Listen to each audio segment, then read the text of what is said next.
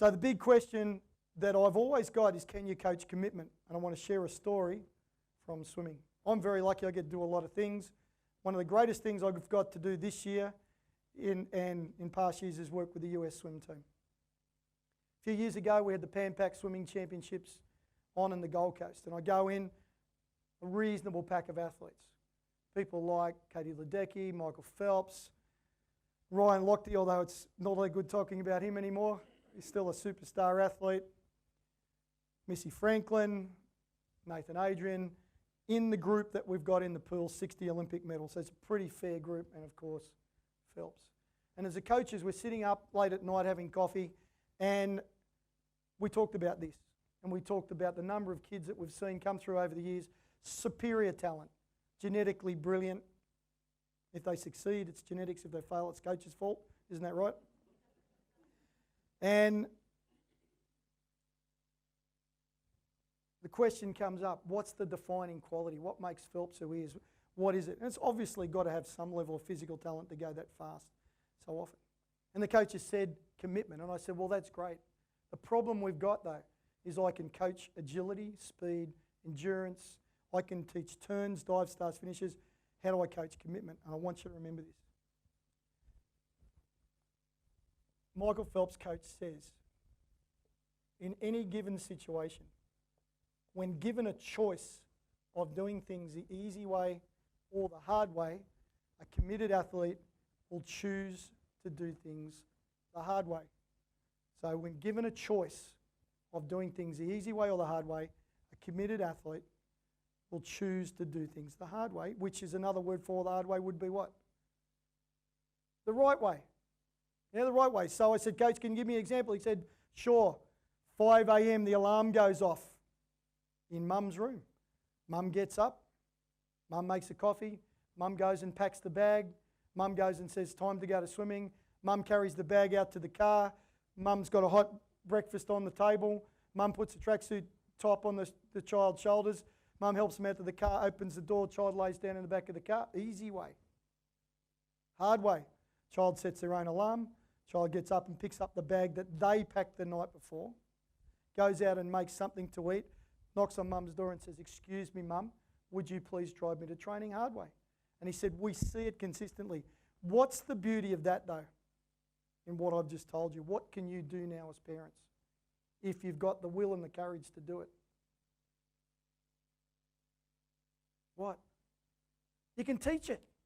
You can teach them what commitment looks like, and teach them the behaviours where they can learn the quality of commitment, which will underpin any talent that they've got, will make the most of the talent they've got, and will quite often overcome any deficiencies that they've got. Who's a 1, 2, 3 parent? Who's a 1, 2, 3 parent?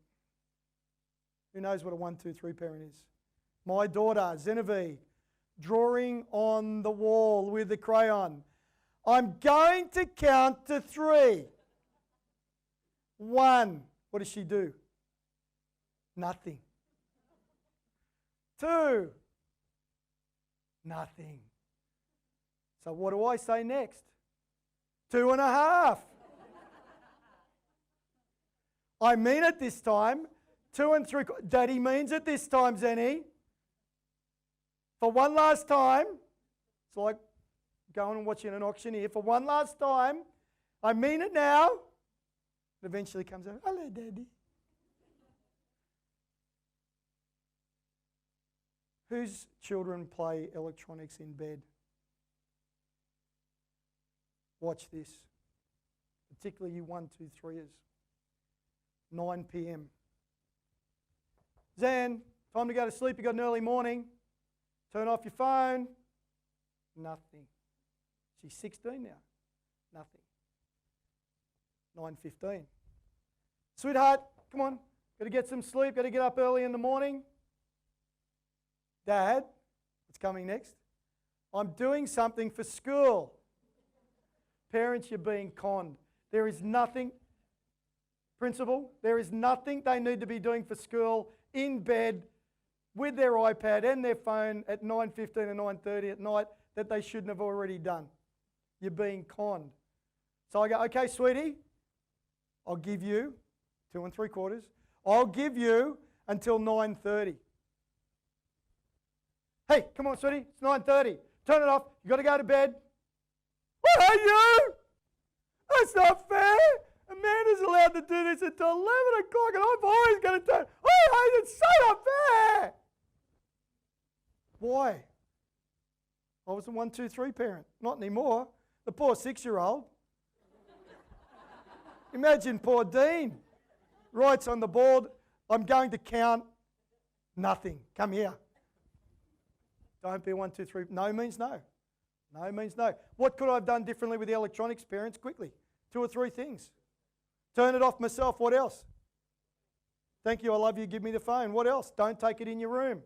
I'll have the chargers in my room, thanks very much. There's a lot of ways you could do it. And it's critically important because we know that all the flashing lights and the blue screen stimulates parts of their brain quite often closely related to addiction. You notice how their behaviour and their moods change when you take it off them? It does a whole range of things. They don't want you to take it off them. It's like a dog with a bone, but you've got to do it. Because we know that that stimulation will affect the quality and the quantity of their sleep. It's so important you're not a 1, 2, 3 parent with electronics. There you go.